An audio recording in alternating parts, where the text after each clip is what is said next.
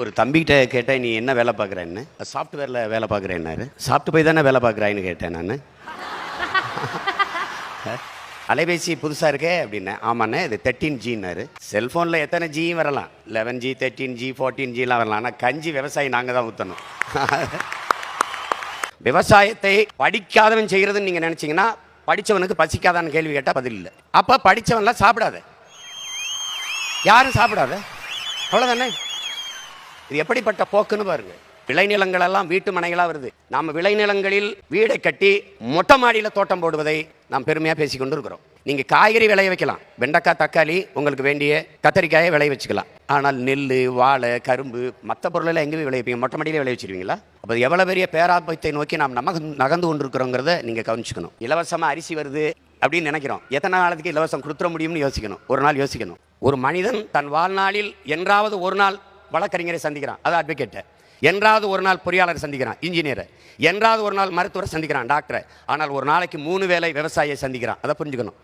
எல்லா மனிதரும் உலகத்தில் மனிதர்கள் செய்கிற தொழிலை செய்கிறார்கள், விவசாயிகள் மட்டும்தான் தெய்வத்தின் தொழிலை செய்கிறார்கள் என்பதை என் அன்பிற்குரியவர்கள் புரிந்து கொள்ளும். எல்லாரும் நினைக்கிறாங்க காசை கொடுத்தா கடையில் காய்கறி ஃப்ரெஷ்ஷாக கிடைக்குங்கிறாங்க.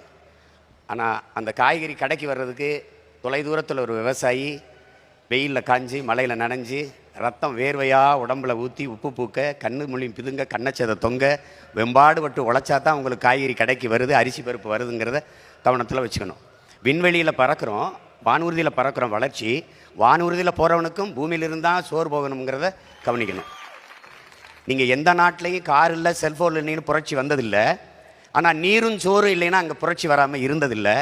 அதுக்கான டீசர் உங்களுக்கு புரிகிற மொழி சொல்கிறோம், அதுக்கான ட்ரெய்லர், அதுக்கான முன்னோட்டம் பக்கத்தில் இருக்கிற இலங்கையில் நடந்து கொண்டு இருக்குங்கிறத நீங்கள் கவனிச்சுக்கணும். நீங்கள் கொரோனா வந்தது, காசு இருந்தது, யாரும் நகை கடைக்கு போய் நகையை வாங்கி வைப்போம்னு நினைக்கல, ஜவுளி கடைக்கு போய் புதுதாக துணி எடுத்து சேமிப்போம்னு நினைக்கல, ஷோரூமில் போய் புதுசாக கார் வாங்கிட்டு வரும்னு நினைக்கல.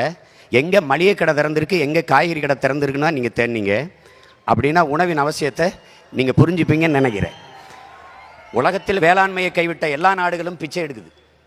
நீங்கள் தொழில் வளர்ச்சிங்கிறீங்க. தொழில் வளர்ச்சி, வேலை வாய்ப்பு. வேலை பார்த்தா சம்பளம் கிடைக்கும். சம்பளத்துக்கு என்ன செய்வீங்க? நல்லா சாப்பிடுவீங்க. சாப்பாடு எங்கேருந்து வரும்?